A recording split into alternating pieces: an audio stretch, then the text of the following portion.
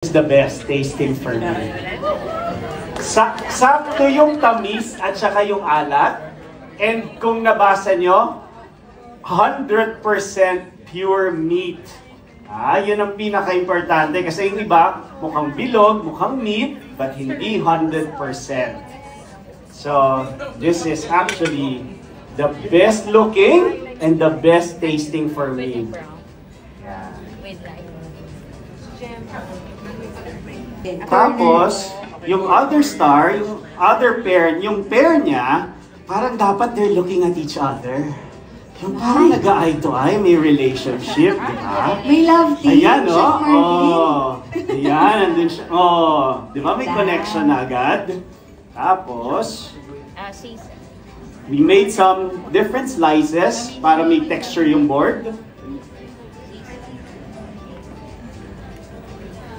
And then, now we will accessorize around the stars. Okay. So, good that you have green grapes, red grapes, and you have our, the best mangoes in the world, our mangoes, yung dried mangoes. So, you have 3 different colors already to play with. So, simulan natin sa red grapes. Ayan. Mas lagyan natin ng konting green around it.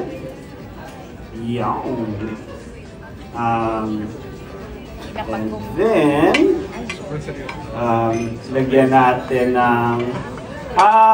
may cheat ako sa inyo.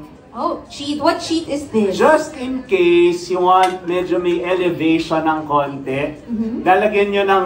Ito kasi, hindi nyo na nakikita, pero meron siyang saucer or platito under our holiday ham. Oh! Para medyo umangat ng konti.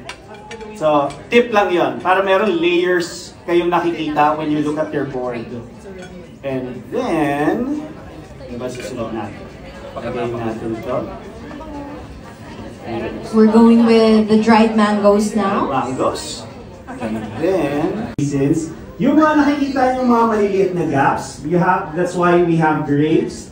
We will fill that up para walang nakikitang board or sa inyo yung white na stuff or white na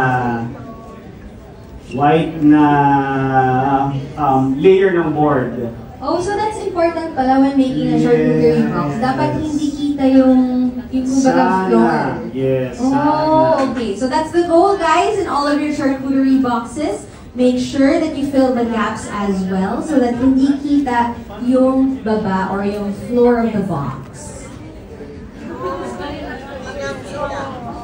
Yeah. Tapos, if you wanna, I think that should be good. You think it's nice?